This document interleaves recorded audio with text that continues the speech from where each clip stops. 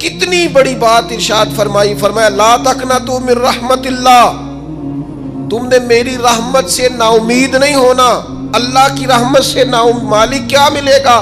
فرمایا ان اللہ یغفر الذنوب جمیعا، اللہ سارے گناہ معاف فرما دے گا۔ تو جن لوگوں کو اللہ کی رحمت پر نبی کریم علیہ السلام تشریف فرما ہے، امام غزالی نے لکھا ایک بدو آ گیا، دیہاتی سادہ آدمی، سادے بندے بھی سادے ہوتے ہیں، ان کا بھی اپنا طرز زندگی ہوتا ہے، تو بدو آ گیا، سادہ آدمی تھا، آتے ہی السلام علیکم لے کے نا تو کوئی بات ہی نہیں کی، سیدھا سیدھا ہی کہتا یا رسول اللہ صلی اللہ علیہ وسلم یہ بتائیں قیامت کے دن حساب کس نے لینا ہے؟ تو حضور فرمانے لگے بھائی یہ تو بڑی صاف سی اور مختصر سی اور سادہ سی بات ہے، حساب تو اللہ تعالیٰ نے لینا ہے۔ اب اس نے جو لفظ کہے اللہ کے حبیب کی آنکھوں میں آنسو آ گئے، کہنے لگے اگر اللہ نے حساب لینا ہے پھر انشاءاللہ کرم ہی ہوگا۔ تو حضور فرمانے لگے تمہیں یہ امید کس طرح ہے؟ تو عرض کرنے لگے یا رسول اللہ کریم جب غالب آتا ہے تو معاف ہی کرتا ہے، جب کریم کا غلبہ ہوتا ہے نا، کریم بندہ جب کسی پہ قبضہ کر لے تو پھر معاف کرتا ہے، تو اللہ تو سب سے بڑا مہربان ہے۔ وہ بات کی اور اگلا جملہ ہی کوئی نہیں کہا، وہ چلے گئے۔ تو حضور علیہ السلام نے اب اس بات پر رزلٹ دیا، فرمانے لگے کریم محبوب بندہ سادہ تھا، بات بہت بڑی کر گیا ہے، بڑی بات کر گیا، سادہ آدمی۔ میرے عزیز، اللہ کی رحمت پر جن لوگوں کو امید ہو، انہیں موت سے ڈر اور پھر جن کو محبوب کی ملاقات کا شوق ہو نا،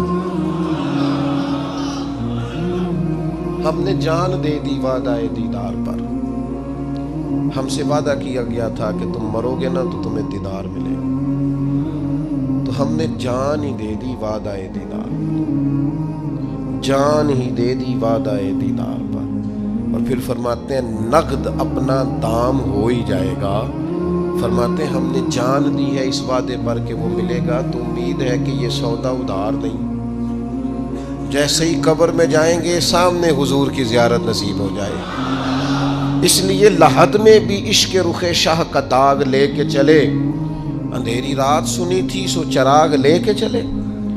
یہ حدیث آپ نے بھولنی نہیں، یہ تنہائیوں میں یاد رکھنے کی روایت ہے، یہ تنہائیوں میں پڑھنے کی روایت ہے، یہ اپنے ذوق کو تازہ، جو لوگ کہتے ہیں نا وجد سرور کیف میں جانا چاہتا ہوں، وہ مشکات شریف کی اس حدیث کو دیکھے۔ اللہ کے حبیب علیہ السلام نے فرمایا لوگوں میں تمہیں بتاؤں قیامت کے دن اللہ تعالیٰ بندوں سے پہلا سوال کیا فرمائیں گے اور بندے اس کا جواب کیا دیں گے؟ یا رسول اللہ کرم فرمائیے بتائیے۔ تو کریم فرمانے لگے اللہ تعالیٰ قیامت کے دن بندوں سے سب سے پہلا سوال، اگرچہ بعض اور احادیث میں اور سوالات بھی آئے ہیں قیامت میں جو سب سے پہلے ہوں گے، لیکن اس حدیث میں یہ والا سوال حضور نے بیان فرمایا۔ حضور فرمانے لگے اللہ قیامت کے دن اپنے بندوں سے سب سے پہلا سوال یہ فرمائے گا کیا تم میری ملاقات کو پسند کرتے تھے؟ اوئے ہوئے ہوئے، کیا تمہارا ملنے کو جی چاہتا تھا؟ کبھی اے حقیقت منتظر نظر آ نہ لباس مجاز۔ اقبال کہتے ہیں تیرے کرم اتنے ہیں دل کرتا ہے تجھے دیکھیں، کبھی کبھی اے حقیقت منتظر نظر آ نہ لباس مجاز میں، لاکھوں سجدے تڑپ رہے ہیں میری جبین نیاز میں، تمہارا دل کرتا تھا مجھ سے ملنے کو؟ حضور فرماتے بندے عرض کریں گے مالک بڑا دل کرتا تھا۔ تو پھر اللہ فرمائیں گے یہ گفتگو کی معنویت تو دیکھو یار، اس کا حسن تو دیکھو۔ اللہ پھر پوچھیں گے کیوں دل کرتا تھا تمہارا؟ دل کرتا تھا تو کیوں کرتا تھا؟ عرض کریں گے مالک اس لیے کہ ہمیں امید تھی کہ تو معاف بھی کر دے گا، رحمت بھی فرمائے گا، اس معافی کی امید پر دل کرتا تھا تو ملے۔ حضور فرماتے ہیں پھر رب فرمائے گا مجھ پر واجب ہے، میں نے اپنے کرم سے واجب کر لیا ہے کہ آج تمہیں جنت عطا کروں گا۔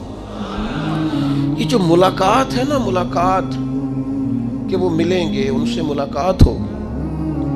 عمر بیت گئی نا نام جپتے، عمر بیت گئی نا تذکرہ کرتے، ہم سے بھی لوگ پوچھتے ہیں کیا کمائی کی، کیا زندگی میں حاصل کیا، تو ہم کہتے ہیں شرق سے غرب تک ملک کے کونے سے لے کر دوسرے کونے تک مدینے والے کی بات کی ہے، حضور کا ذکر کیا ہے۔ نبی پاک کے میں اپنی حیاتی تو قربان تھی، وہاں ساری محمد محمد پکیندے گزر گئی ساری۔ یہ اعزاز ہے، یہ کرم ہے۔ اب کیا ہوتا ہے، گناہگار لوگ ہیں، اتنا بڑا دعویٰ تو نہیں کر سکتے، لیکن دل تو چاہتا ہے نا کہ چلو جس کا نام لیا ہے اس کی کبھی زیارت بھی ہو، کبھی ملاقات بھی ہو، کبھی نظر کرم بھی ہو۔ کسی نے اپنے محبوب سے کہا تھا کہ ذرا ایک نظر مجھ پہ بھی کیجئے، تو قریب بیٹھے ایک شخص نے کہا یار تو نے بڑا دعویٰ کیا ہے، جو محبوب ہوتے ہیں ان کو تکلیف نہیں دی جاتی، تو کہتا ہے پورا چہرہ ہی تیری طرف پھیرے۔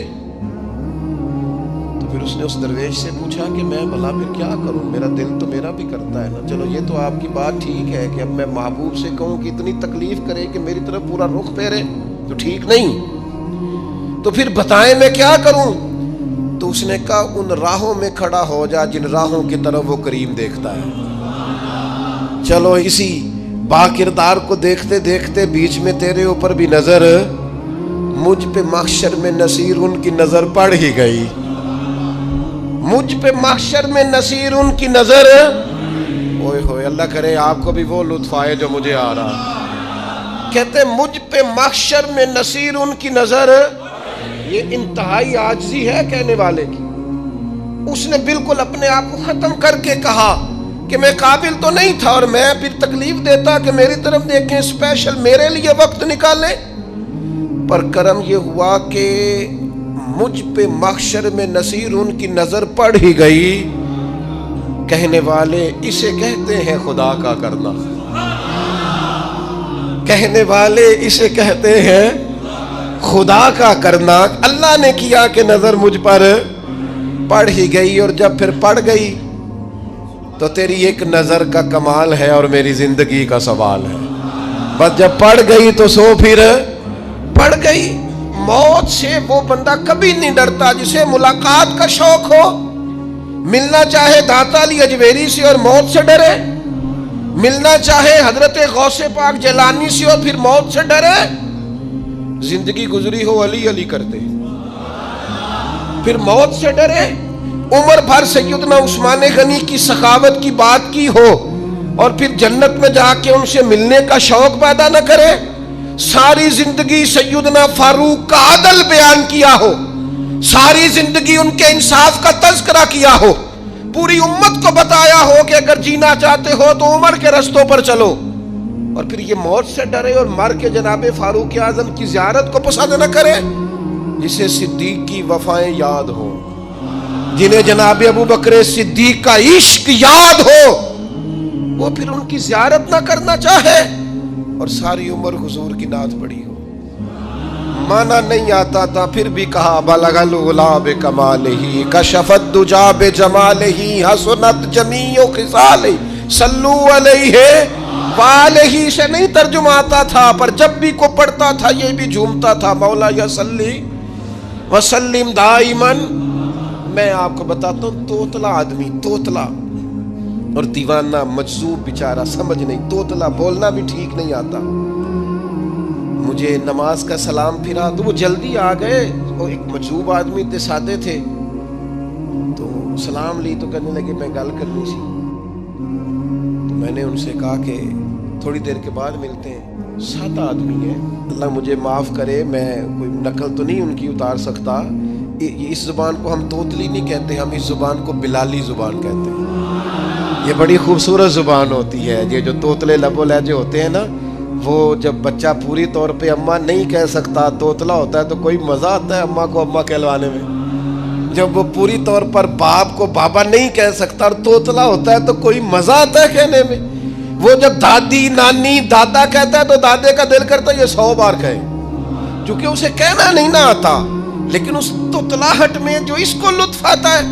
مجھے بڑے لوگ آ کے شعر سناتے ہیں، میں نے بڑے خوشگلو نعت خانوں سے زندگی میں سنا ہے، وہ صاحب میرے پاس آئے اور میں نے کہا بعد میں ملیں گے، تو سادہ آدمی ہے، مجذوب ہے، پورا شعور نہیں رکھتا، مجھے کہنے لگا مصطفیٰ جان رحمت کے بعد، مصطفیٰ جان رحمت پہ لاکھوں سلام کے بعد، یعنی معنی یہ تھا کہ سلام کے بعد، تو تو اب بڑے بڑے سریلے بندوں سے بھی بندہ سنتا ہے میرا دل کرے، اور میں نے جان بوجھ کے ان سے کہا اے دوبارہ کیا جائے ذرا، کیونکہ توتلے تھے نا. میں نے کہا تو کہنے لگے مصطفیٰ جان رحمت پہ لاکھوں سلام کے بعد او میرے عزیز یاد رکھو ساری زندگی حضور کی نعتیں پڑھی، نبی پاک کے تذکرے سنے، اب موت سے ڈر جائیں؟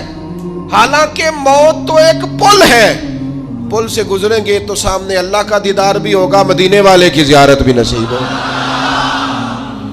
تو زیارت ہوگی اور ہر نظر کانپ اٹھے کہ محشر کے دن خوف سے ہر کلیجہ دہل جائے گا، اوڑھ کر کالا جبہ وہ آ جائیں گے اور سارے محشر کا نقشہ بدل جائے گا. یہ موت کا خوف نکالنے والی چیزیں ہیں، ڈر. اچھا مجھے ایک بات بتائیں، یہ میں امید کی بات کرنے لگا ہوں، چلیں اب یہ بات تو مشکل ہے پر کرنی پڑے گی، مجبوری ہے. کبھی کبھی ابا جی سے مار بھی پڑ جاتی ہے بندے کو، گھر میں کو 2-4 لگ بھی جاتی ہیں، تو اس وقت نا جو سب سے بڑا سہارا کسی کو نصیب ہوتا ہے وہ یہ ہوتا ہے کہ اللہ کرے اماں گھر میں موجود ہو. اور میں نے دیہاتوں میں کئی مائیں ایسی دیکھی ہیں جو بیٹے کے حصوں کی مار کھاتی ہیں. ابا نے ڈنڈا لے لیا ہے بیٹے کی غلطی پہ، اب اماں بیچاری سامنے ہو گئی ہے، 2-4 اس نے بھی کھا لی. یہ بات آپ سمجھیں، موت کا خوف نکالنے کے مفہوم میں بات عرض کر رہا ہوں. اماں موجود ہونا گھر میں تو ابا سختی بھی کرنے لگے تو کسی وقت احساس ہوتا ہے کہ جناب یہ سختی نہیں ہوگی کیونکہ میری اماں، اور اماں پوری وکیل بن جاتی ہے کہ نہیں تو نہیں پتا وہ ہو گئی غلطی، وہ فلانے دے منڈے نے خراب کیتا ہے، حالانکہ ہو سکتا ہے اس نے اس کو بھی خراب کیا ہو، لیکن وہ اماں وکیل ہے، وہ وکالت کر رہی ہے اور وہ بے لوث کر رہی ہے. ہوتا ہے ایسے، اس بات کو سمجھ لے اچھے طور پر. موت کا خوف نہیں، ڈر نہیں، اس لیے کہ گھر میں ماں موجود ہو تو باپ کا ڈر نہیں ہوتا.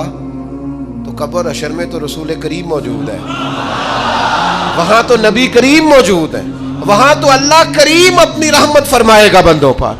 اس لیے خوف نہیں، پینک نہیں، اپنی غلطیوں کا احساس ضرور کریں، اپنے اعمال پر توجہ ضرور دیں، لیکن موت کے خوف تلے دبتے نہ جائیں.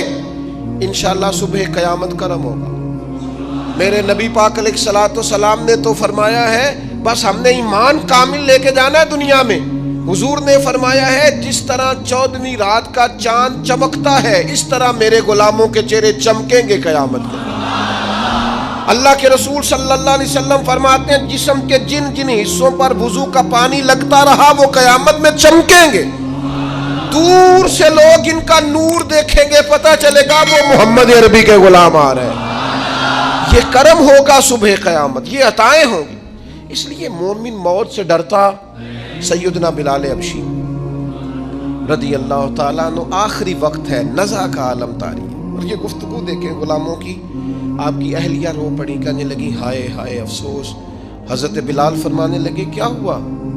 کہنے لگی افسوس ہے کہ آپ دنیا سے جا رہے ہیں. تو حضرت بلال نے مضمون ہی بدل دیا، سوچ کا زاویہ ہی بدل دیا. فرمانے لگے یہ افسوس کا مقام نہیں، یہ تو خوشی کا مقام ہے. اس لیے کہ میری آج آنکھیں بند ہوں گی، قبر میں کھلیں گی، مدینے والے محبوب سے بھی ملوں گا، حضور کے غلاموں سے بھی ملوں گا صلی اللہ تعالی علیہ وسلم. تو موت تو مقام مسرت ہے، اور اگر یہ مل جائے زندگی میں. ایک بدو ایمان لے آئے، ابن ماجہ میں موجود ہے. حضرت ابو ہریرہ رضی اللہ تعالیٰ عنہ حدیث کے راوی ہیں، فرماتے ہیں ایک بدو ایمان لائے اور انہوں نے حضور علیہ السلام کے ساتھ ہجرت بھی کی. ابن ماجہ میں موجود ہے. تو نبی پاک علیہ السلام نے نا انہیں ایک صحابی کے ساتھ کر دیا، اب ان کے کام کاج میں مصروف ہو گئے ان کے ساتھ. تو حضور علیہ السلام نے نا ایک جگہ سے مال غنیمت آیا، تو طریقہ مبارکہ یہ تھا کہ مال غنیمت میں سب کو حصہ دیا جاتا تھا. اگرچہ وہ جہاد پہ نہیں گئے لیکن حضور نے انہیں بھی حصہ دیا. تو وہ صحابی تو رو پڑے، عرض کرنے لگے حضور میں اس کے لیے تو ایمان نہیں لایا تھا. حضور نے فرمایا پھر بتائیے. گرچہ حضور جانتے ہیں کس لیے لائے تھے. عرض کی حضور میں تو اس لیے ایمان لایا تھا کہ میں رب کی راہ میں لڑوں گا اور میں اپنی جان پیش کروں گا. میں شہادت کے لیے ایمان لایا تھا، مجھے یہ مال دولت نہیں چاہیے. تھوڑی ہی دیر گزری کہ ایک اور مارکے کا اعلان ہو گیا، جنگ کا اعلان ہو گیا. حضور نے فرمایا چلو. وہ گئے اور چند ہی لمحے گزرے کہ وہ میدان میں اترے اور پھر شہید ہو گئے. صحابہ کرام ان کی مقدس لاش مبارک کو اٹھا کے محبوب کے قدموں میں لائے تو نبی کریم نے کیا خوبصورت بات ارشاد فرمائی. حضور فرمانے لگے دیکھو اس نے اللہ کی تصدیق کی ہے تو رب نے بھی اس کی تصدیق فرما دی. اور پھر یہ دو جملے محبوب کہتے کہتے اٹھے اور پھر حضور نے اپنا جبہ مبارک اتارا اور اتار کے فرمایا اس بندے کو نہ اس جبے میں کفن دے دو, اس میں اسے کفن دو, اس لیے کہ تو شہادت کے لیے ایمان لایا, موت کی آنکھوں میں آنکھیں ڈال کے جیا, اپنی زندگی کمزور نہ گزاری. مسلمانوں پہ کافر کا روب طاری ہو گیا ہے. ایک تو ہوتا ہے نا کہ کوئی مدد کرنا, کوئی آگے بڑھنا, فلسطین کا نام تک نہیں لے رہے حکمران زبان سے, ذکر تک نہیں کر رہے, چینل ذکر نہیں کر رہے. اتنا روب, اتنا کفر کا خوف, صرف اس لیے کہ ہمیں موت کا ڈر ہے, مر جائیں گے تو بستر پہ نہیں مریں گے, بیماریوں سے نہیں مر جاتے لوگ. خدا کے بندو اپنی زندگی میں اتنا خوف اگر موت کا پیدا کر لو گے. حضرت سعید ابن جبیر رضی اللہ تعالیٰ عنہ بہت بڑے فقیہ تھے. حجاج بن یوسف نے بلایا اور کہنے لگا میں تمہیں موت دینے لگا ہوں, مار دوں گا تمہیں. بڑا ظالم آدمی تھا, بڑے لوگ اس نے قتل کیے تھے. حضرت سعید رضی اللہ تعالیٰ عنہ مسکرا پڑے اور غصے میں آیا, کہنے لگا کیوں ہنستے ہو؟ فرمانے لگے تو بڑا بیوقوف ہے, تجھے کس نے کہا زندگی اور موت تیرے ہاتھ میں, یہ تو تب آئے گی جب میرا رب چاہے. کہنے لگا لے جاؤ ان کو اور جا کے قتل کر دو. تو وہ جب جلاد لے جا رہے تھے تو آپ اور کھل کے مسکرائے, ہنسے. یہ آپ کی طاقت ہے کہ موت کو دیکھ کے مسکراہٹ ہو, لبوں پہ تبسم رقصہ ہو, مسکرائے. جب آپ مسکرا رہے تھے تو اس کو اور غصہ آیا, واپس بلایا, کہنے لگا مسکراتے کیوں ہو؟ فرمانے لگے تیری جرت پہ مسکرا رہا ہوں اور اس بات پہ مسکرا رہا ہوں کہ رب کتنا بے نیاز ہے, تیرے جیسے لوگوں کو بھی مہلت دے رکھی ہے, کتنا بے نیاز ہے, تیرے جیسے لوگوں کو مہلت. اور غصے, کہنے لگا میرے سامنے قتل کرو. حضرت سعید ابن جبیر رضی اللہ تعالیٰ عنہ نے منہ کعبے کی طرف کر کے پڑھنا شروع کیا, انی وجہت وجہی للذی فطر السماوات والارض حنیفا وما انا من المشرکین. آپ یہ پڑھ رہے تھے تو کہنے لگا اس کا منہ کعبے سے پھیر دو. کعبے سے منہ پھیرا تو آپ فرمانے لگے تو بڑا ہی بیوقوف ہے, میرا رب کو صرف کعبے کی طرف مقید ہے, وَلِلَّهِ الْمَشْرِقُ وَالْمَغْرِبُ فَأَيْنَمَا تُوَلُّوا فَثَمَّ وَجْهُ اللَّهِ. چہرہ پھیر دیا جب اس نے تو آپ فرمانے لگے مشرق بھی اللہ کا, مغرب بھی اللہ کا, اور اللہ فرماتا ہے تم جدھر بھی منہ کرو ادھر ہی اللہ کی رحمت ہے. یہ پڑھا تو اب اس نے لٹایا, اور جب وہ آپ کو قتل کر رہا تھا تو حضرت سعید ابن جبیر کی ایک زوردار آواز گونجی. فرمایا یاد رکھنا مجھے اسی طرح قتل کرنا جس طرح تم خود قیامت میں قتل ہونا پسند کرتے ہو. میرا آخرت پر یقین کامل ہے, محشر میں عدالت لگے گی, میں تمہیں قتل کروں گا میں.